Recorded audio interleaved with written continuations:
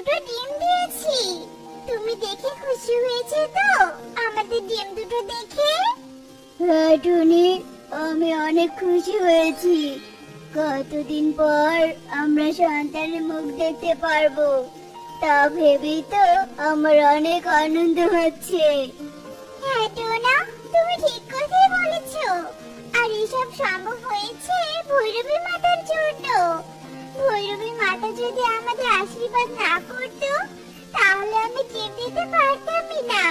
টোনা চলো আমরা ভৈরবী মাতার কাছে যাই আর ভৈরবী মাতাকে ধন্যবাদ দিই। ভৈরবী মাতা, ভৈরবী মাতা, তুমি কোথায়? দয়া করে তুমি আমাদের দেখা দাও, আমরা যে তোমার সাথে দেখা করতে এসেছি। কি হয়েছে বৎস? তোরা আমার সাথে কেন দেখা করতে এসেছিস? তবে কি তোরা আবার কোনো বিপদে পড়েছিস? বল, তোরা কি বিপদে পড়েছিস? আমি তোদের সাহায্য করব। ভৈরবী মাতা, আমরা কোনো বিপদে পড়িনি। আমরা তোমাকে ধন্যবাদ জানাতে এসেছি, কারণ তোমার আশীর্বাদে আমি দুটো ডিম দিয়েছি। শীঘ্রই সেই ডিম থেকে ছানা বের হবে। আমার তো অনেক আনন্দ হচ্ছে ভৈরবী মাতা। কি, তোরা আমাকে ধন্যবাদ জানাতে এসেছিস? কিন্তু কেন? আমি তো তোদের সাহায্য করার জন্যই আছি। তাহলে আমাকে ধন্যবাদ দিতে হবে কেন? আর তুই তোর ডিম দুটো কোথায় রেখে এসেছিস বল তো? কেন ভৈরবী মাতা? আমরা তো আমাদের ঘরে ডিম দুটো রেখে এসেছি। তুমি হঠাৎ এই কথা জিজ্ঞাসা করছো কেন? কারণ তোর ওই ডিম দুটো সাধারণ কোনো ডিম নয়, তাই তুই এই ডিম দুটো সাবধানে রাখিস। ওই ডিম দুটো থেকে যখন ছানা বের হবে, ছানা দুটো অনেক শক্তিশালী হবে। তোর ছানাদের প্রতি কোনো জোর পড়তে পারে। তুই সব সময় তোর ছানাদের আগলে রাখবি, দূরে যেতে দিবি না। বুঝতে পেরেছিস? ঠিক আছে ভৈরবী মাতা, আমি আমার ডিম দুটোকে সাবধানে রাখবো। আর আমাদের সাবধান করার জন্য তোমাকে অনেক ধন্যবাদ। তোমার এই ঋণ আমরা কোনোদিনও ভুলবো না। এবার আমরা আসি ভৈরবী মাতা। হ্যাঁ বৎস, তোরা এবার আয়। আর কখনো যদি কোনো বিপদে পড়িস তবে আমার কাছে আসিস, আমি তোদের সাহায্য করব।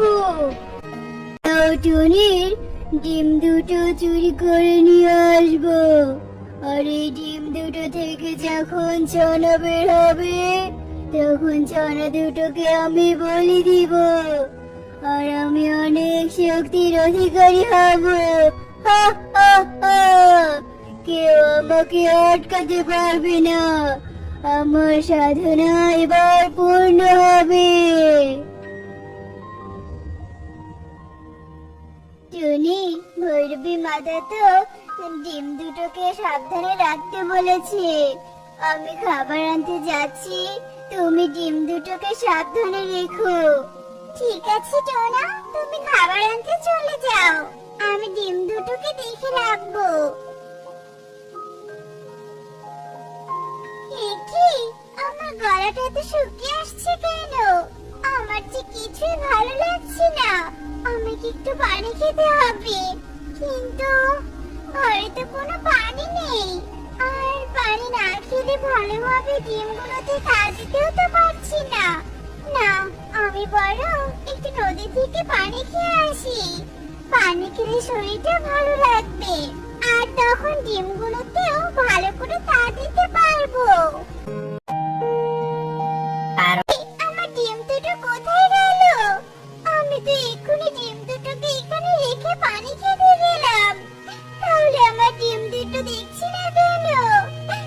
কি সর্বনাশ হলো আমার! আমার ডিম নিয়ে কে পালালো? কে পালালো?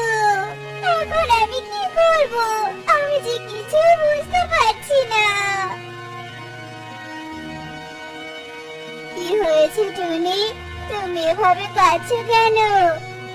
বলছো টুনি, তুমি আমাদের ডিম কোথাও খুঁজে পাচ্ছ না? তাহলে কি আমাদের ডিম নিয়ে গিয়েছে? না, আমি কিছুই জানি না। আমি এক্ষুনি ভৈরবী মাতার কাছে যাব। ভৈরবী মাতা নিশ্চয়ই আমাকে সাহায্য করবে। আমি আর এক মুহূর্ত নষ্ট করতে পারবো না টুনা, এক মুহূর্ত পারবো না। ভৈরবী মাতা, এখন আমি কি করব? তুমি আমাকে দয়া করে সাহায্য করো, সাহায্য করো। তোকে তো আমি আগেই সাবধান থাকতে বলেছিলাম, তুই তবুও ডিম দুটোকে সাবধান রাখতে পারলি না। দাঁড়া, আমি দেখছি তোর ডিম কে চুরি করে নিয়ে গেছে।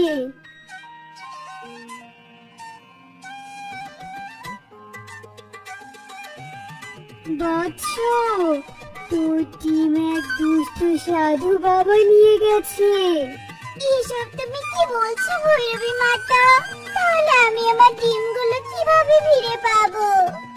আর ওই সাধু বাবাকে বা আমি কোথায় পাবো? তুই কাঁদিস না বৎস, কাঁদিস না। আমি জাদু করে তোকে ওই সাধু বাবার গুহায় পাঠিয়ে দিচ্ছি। তুই তোর ডিম দুটোকে উদ্ধার করে নিয়ে আয়। এই তো আমি গুহায় পৌঁছে গেছি। এখন যে করে হোক আমাকে ডিম দুটোকে নিয়ে এখান থেকে পালিয়ে যেতে হবে।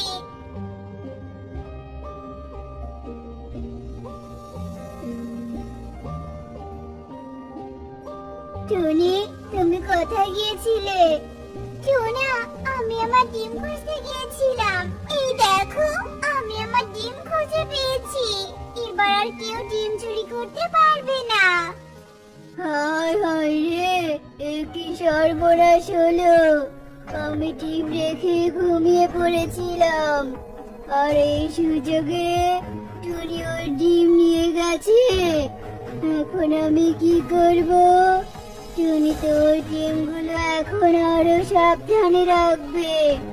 আমি কি করে আবার ওই ডিম চুরি করে আনবো তা তো বুঝতেই পারছি না।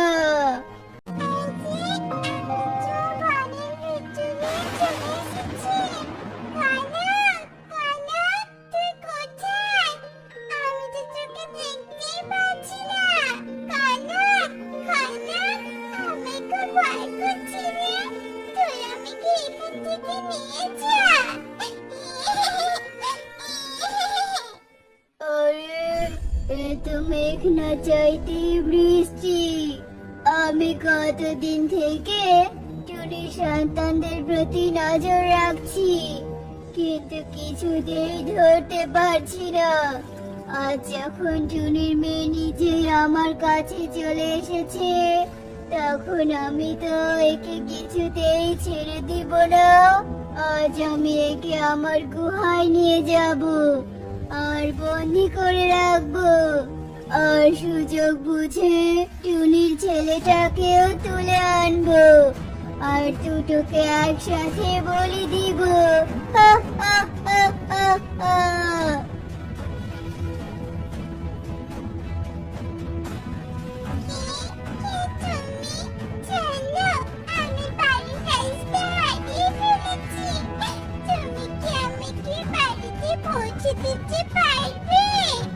হ্যাঁ, আমি তোকে তোর বাড়িতে পৌঁছে দিতে পারবো। তুই আমার সাথে আয়, আমি তোকে তোর বাড়িতে নিয়ে যাচ্ছি।